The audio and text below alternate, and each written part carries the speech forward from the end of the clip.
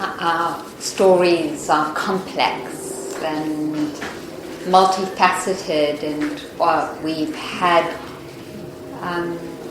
so many experiences that are both similar and different in our lives, and we come from such a medley of different cultures and races and religions, and how we inhabit our bodies is different, how we understand our gender or the gender fluidness, and how we love. There's so many rich, beautiful expressions of ourselves and in this community. And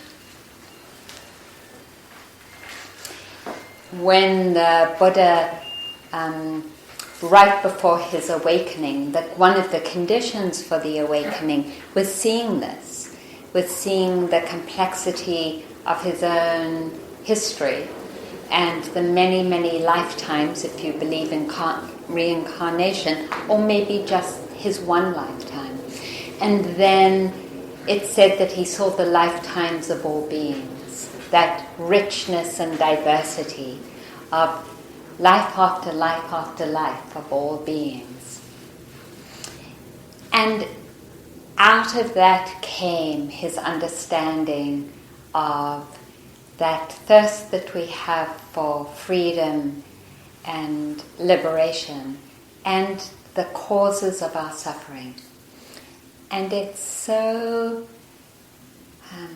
remarkable to me anyway, in acknowledging our diversity and the Buddha's experience of a massive diversity of all those lifetimes, to be able to perceive, to cut through, to see that we share something in common that unites us, all of us in our difference, and that is that when there is identification or attachment, or its opposite, aversion, not wanting, we are always in suffering. No matter what we're attached to, or no matter what we're pushing away in that complexity, no matter what, out of all those myriads of experiences that are possible for a human being, many human beings to experience, when we identify with any one of them, we move into an experience of stress, suffering, or dis-ease. And when we're able to let go of that, even a little, to relinquish that dynamic, there is always more ease and more happiness. I think that's kind of incredible in a way, that he saw the simplicity in that complexity.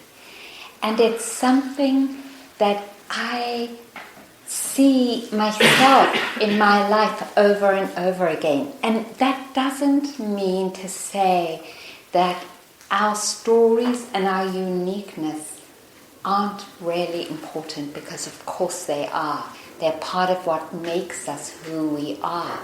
And what makes us even more beautiful in who we are is to see that dynamic, because it shuts us down. And that's what he was talking about in the first noble truth, which is that this ease arises. And then in the second noble truth, that whenever we aren't happy, it is because there is identification, wanting or not wanting happening.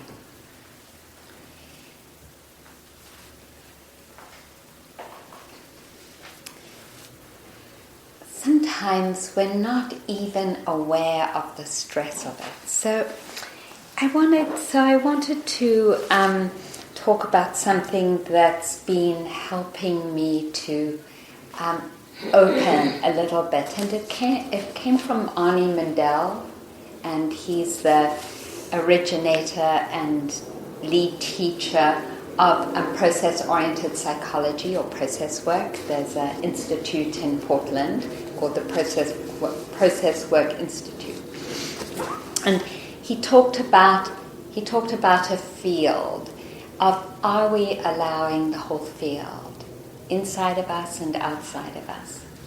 And he works a lot with group dynamics, and it was remarkable to me because I went to a World Work Process-Oriented Psychology conference a number of years ago, and really it was about allowing every voice to have its space, whether it was politically correct or not politically correct. There was this understanding that if we are to come to peace, every voice and every human being needs a place in the field.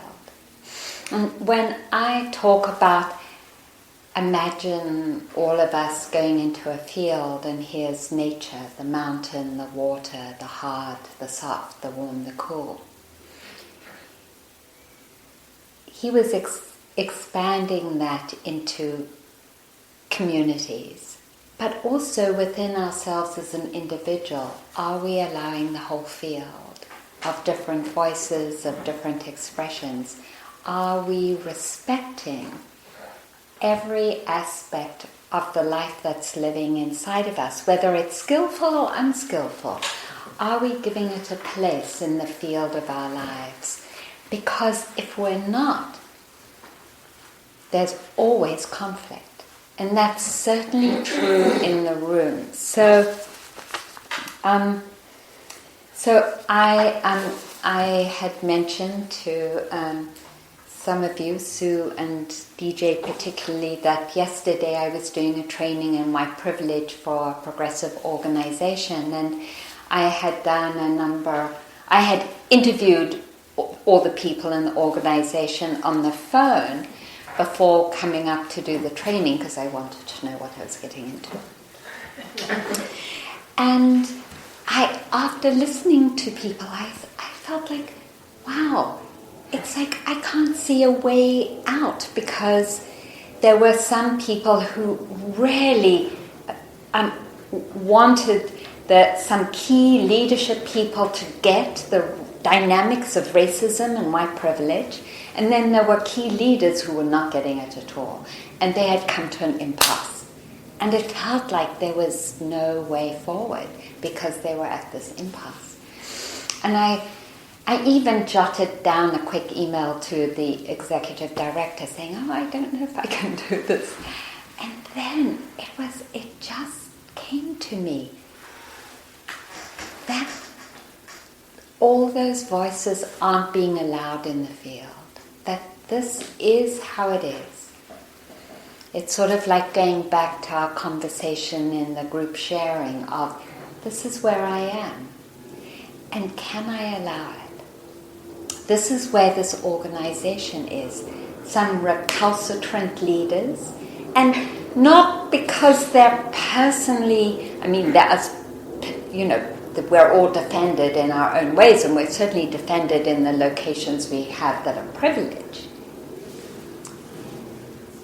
And when we're especially privileged, it's easy to get especially defended. But that wasn't the issue. The issue was that wasn't being allowed in the organization.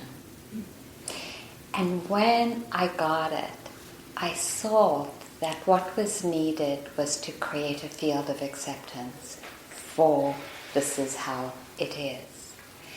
That is a lesson, I don't know about you, but it's a lesson I learn over and over again. Wherever I am and whatever is happening, when there is any stress at all in my body or in my being or in my relationships, it is because I'm not accepting how it is.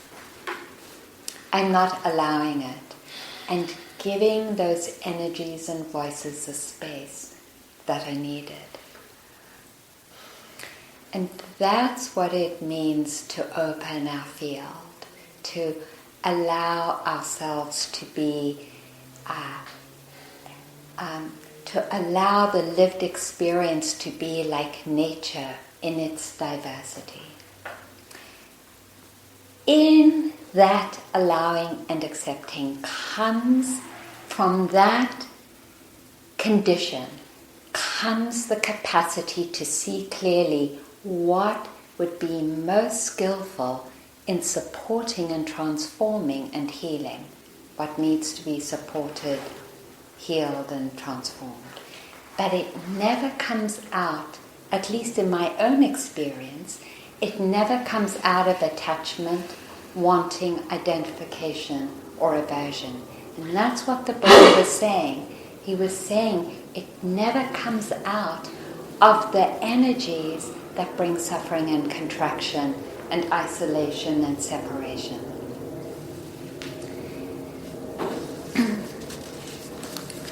So in that particular case, what I did was to ask the leaders to go to their target location, to talk about a place that was difficult for them. And it wasn't even a traditional target location, but to be able to speak their experience and be heard and acknowledged allowed then other people to speak their experience and be heard and acknowledged in a new way.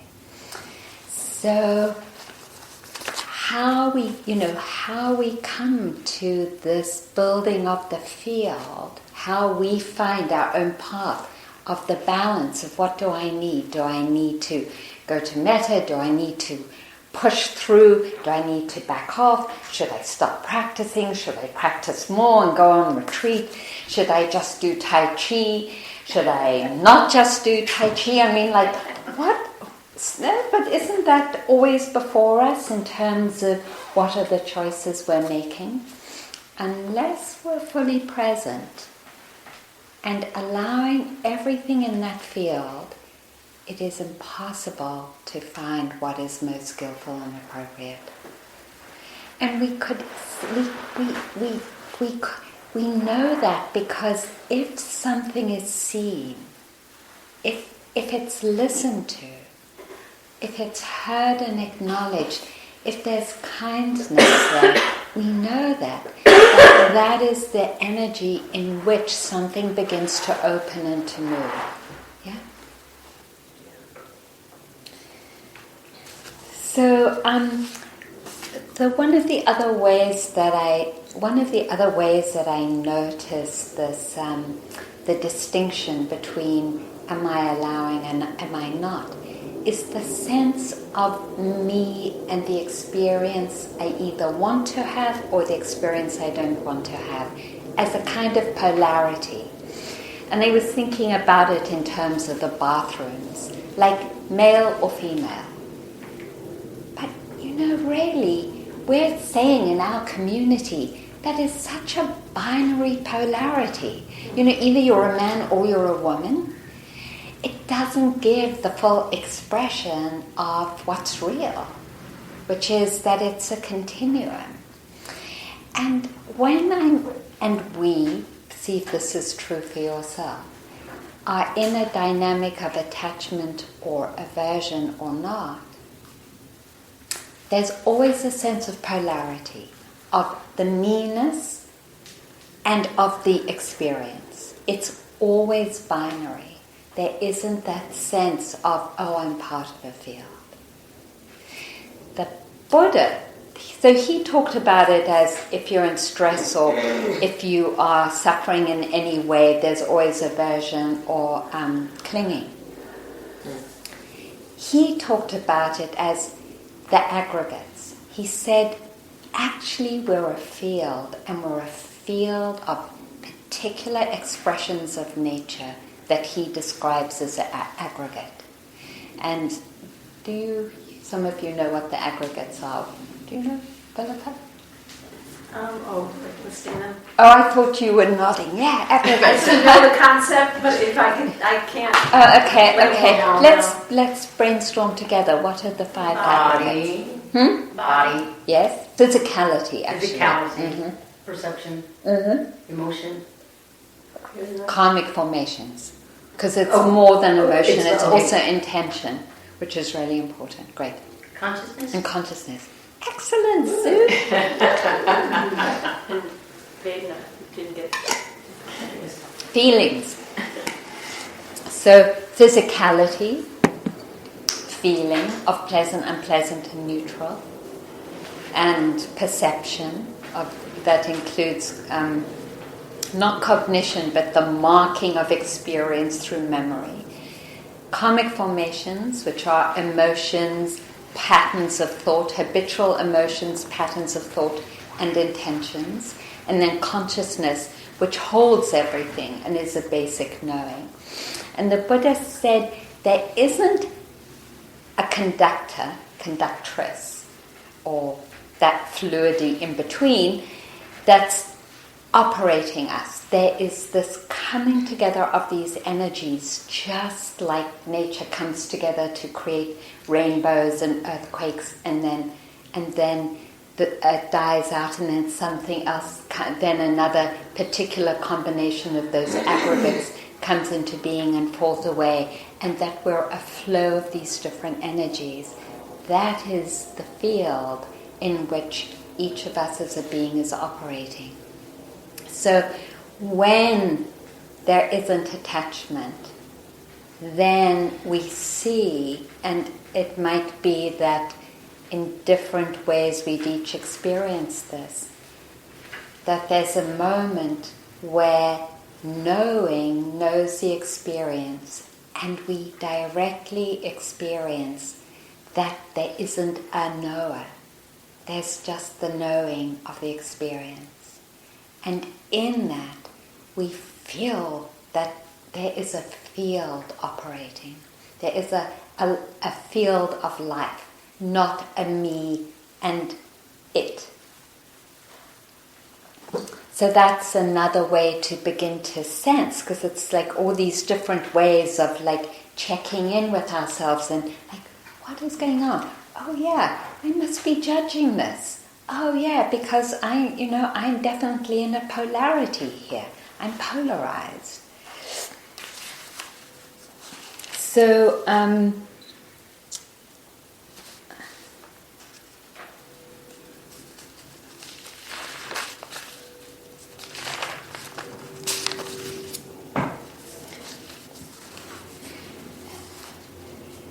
So then I also wanted to go back and talk about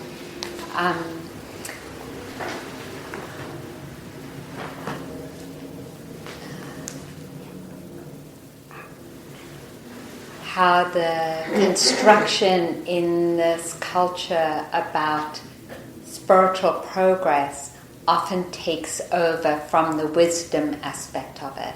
And, I've meant that's such an important theme that I go back to over and over again, which is acknowledging that each of us have our own lives and paces and pacing of development.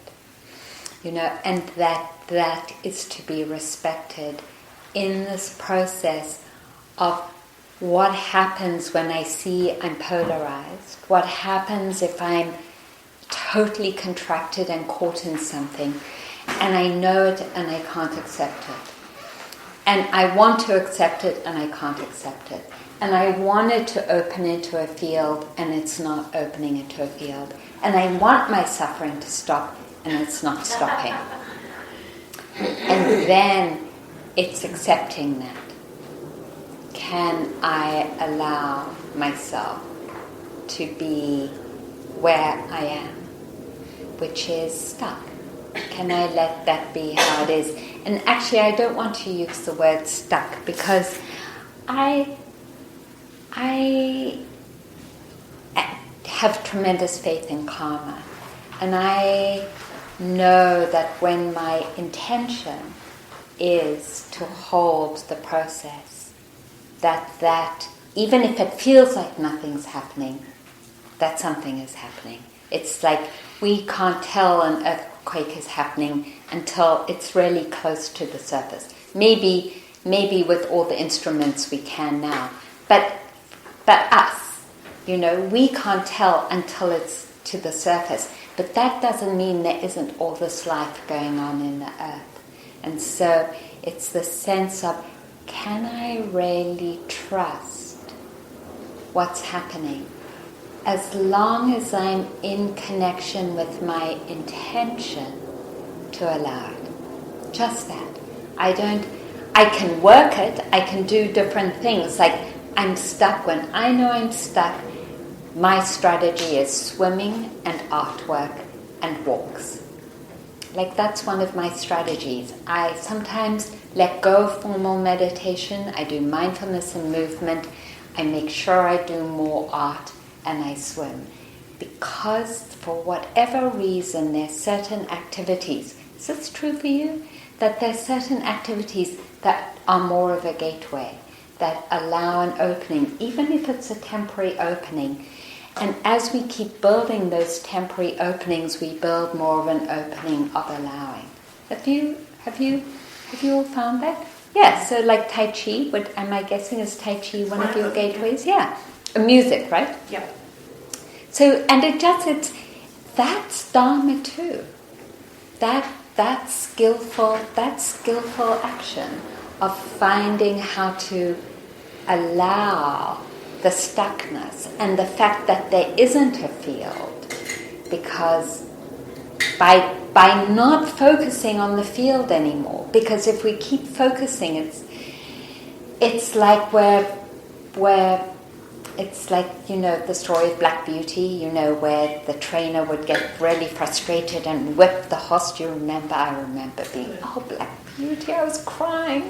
But we do that to ourselves. We like whipping ourselves. Bad, you're stuck, you're contracted, you're in greed and obsession or in aversion, and whip. But, so it's amazing that it actually takes more skill to back off and to say, okay, I'm not even meditating. I'm just going to do the things that support relaxation and opening, and build the strength of that to then allow this to open up. And I can so attest personally to the skillfulness of that. It just has worked for me over and over again in my life, and also in formal meditation practice, of finding that there's a place where I'm just pushing and then backing off, and it's like,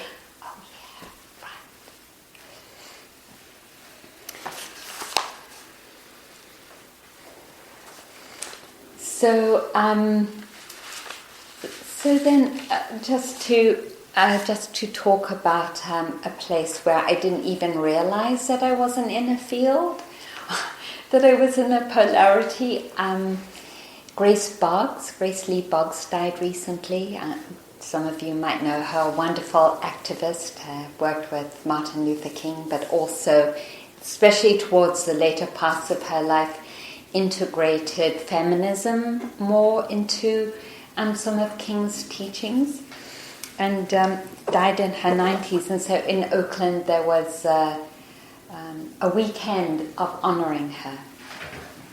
And the man who was a key teacher in Theatre of the Oppressed gave a free workshop. So there were all these young activists there. It was amazing. I think I was the oldest person there. And we were told to do this exercise. And the exercise was that one person stood in a room, and it was a young guy, and he held out his hands like this. And then he moved his hands, and two people were called up, and their job was to move their head wherever his hands went. So he was a little unconscious, and so he was moving his hands in difficult ways to follow his hand, But then the people who were following him were also invited to put their hands out, and then 4 people had to come up and follow those hands. And then they had to put their hands up. So I was in the 3rd layer, and following that hand was so hard. And I was trying my best to be a good student of Theatre of the Oppressed. And I was like going like this. Meanwhile, I was quite unconscious of those 2 poor people who were following my hands. Anyway, I felt uncomfortable with the exercise. I didn't like it. I was so happy when the facilitator said stop, and then we sat in a circle, and there was this young, amazing woman. So, people talked about their different experiences and how uncomfortable they were, and she said, I just thought that exercise sucked, so I extricated myself, and we just did our own thing in a much more gentle way in which everyone was being taken care of. And I was like, that is so beautiful. And I didn't realize how stuck and fixed I was in my conditioning to be a good student. And I'd lost the field. And then, so I realized that and I talked about it. So then he said, now I want 3 people to get into a triad, and I want 1 person to be the oppressor and 2 people to work with the oppressor, right? So there's this young, lovely Asian American woman who was a minister, not a Christian minister. There was a young woman that was African American woman. There was me as a white person. And here we are in this room, and so the oppressor's like trying to elbow between us, and I'm like, come on, let's stand together, and we're trying to hold shoulders together, and we're like, let's turn our back on her. This lovely young woman was just a totally gentle oppressor. She was like, she was just like, I could feel it. I could feel she was like not really into her role at all. So anyway, but I'm like, oppressor, she's the oppressor. We have to stand together united. So we deconstructed. The same woman, when we're talking about it, the same woman says, we just invited our oppressor to join us in a dance together. And I'm like, wow, I was fixed again. This time I got lost in this person is an oppressor, even though it was clear she wanted to join us. But my mind got stuck. And so it's so humbling to see how we get stuck and how we get stuck in categories, how we get stuck in roles. It's that kind of attachment. And we all have them to all kinds of ways that we live in the world. And so beautiful to learn about it. And so then I took it as this teaching. Where else am I being stuck? And you've heard me talk about my kitchen and the dirty dishes so many times. Definitely stuck. So I'll just tell you one more story that was also great learning. I was in a teachers' meeting in East Bay Meditation Center, very diverse group, and I was speaking about the importance of mentorship. So, having been mentored myself, really wanting the young teachers coming in who are teaching to be mentored, this is so important that everyone is mentored and that there is some kind of lineage that becomes accountable, and like so, I'm saying my thing. And then there's someone who says,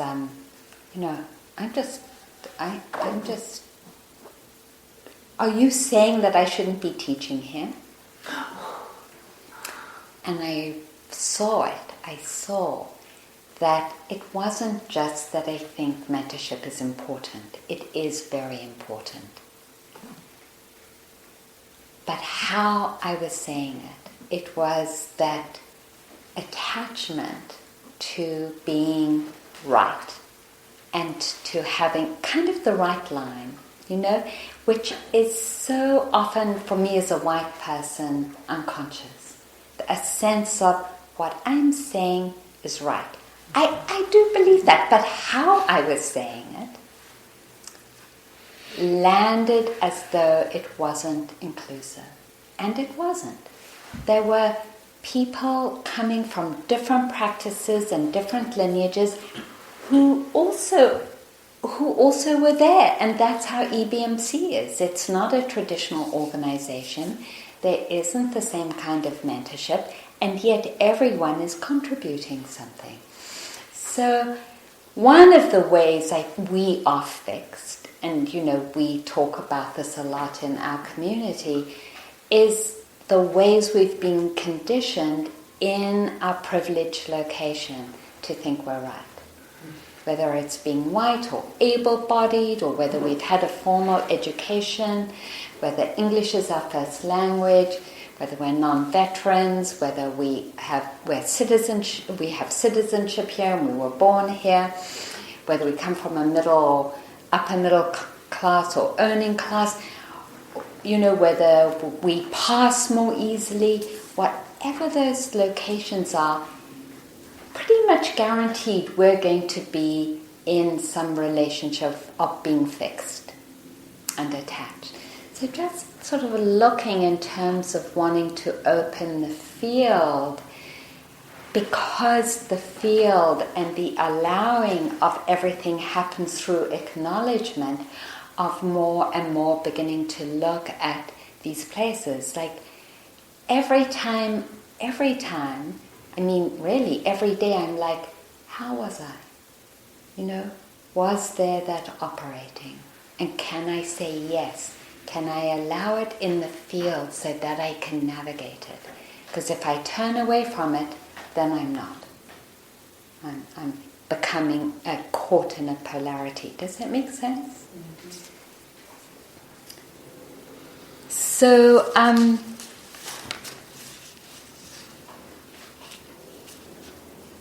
then, and then just to go back to, there's,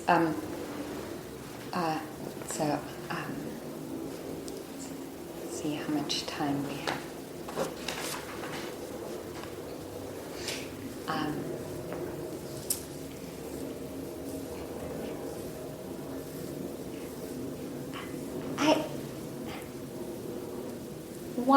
So here's the duality I want to name, which I know that we name over and over, and it's the word resist.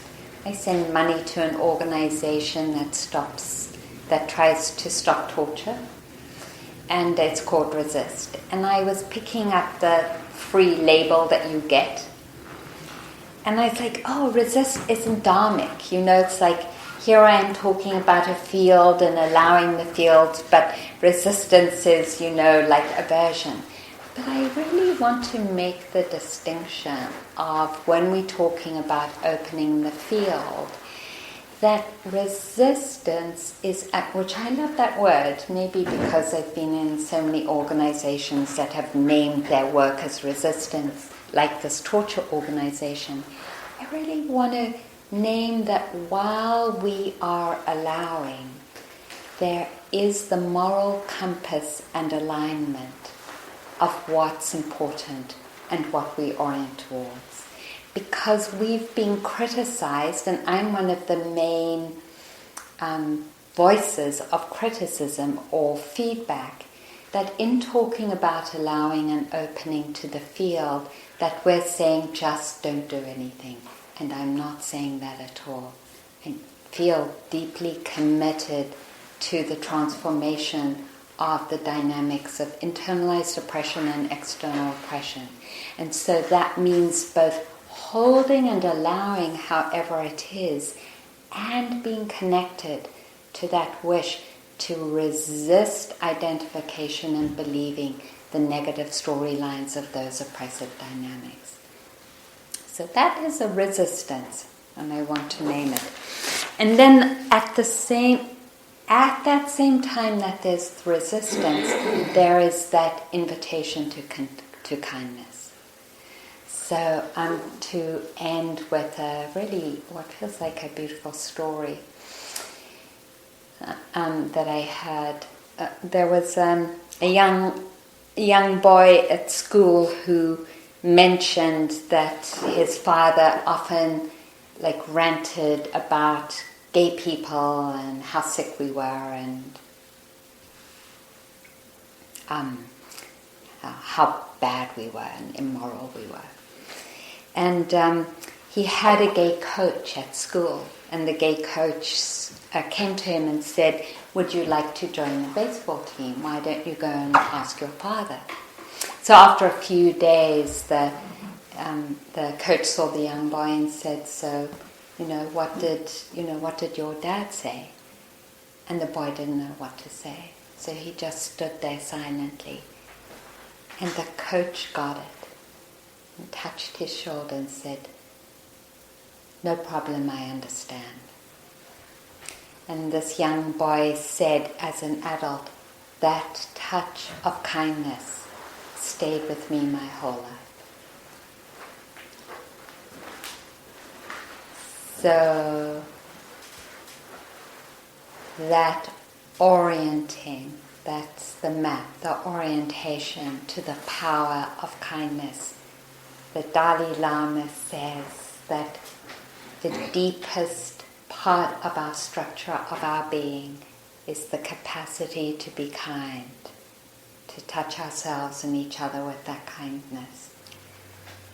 One last story, which is the story also with a teacher who asked a class to write notes of appreciation to each other. So they wrote these notes of appreciation. You might have heard the story before. And then many years later, this young student that had been in that class died. And the parents of the student came to the teacher who came to the funeral and said, "We wanted to give this to you."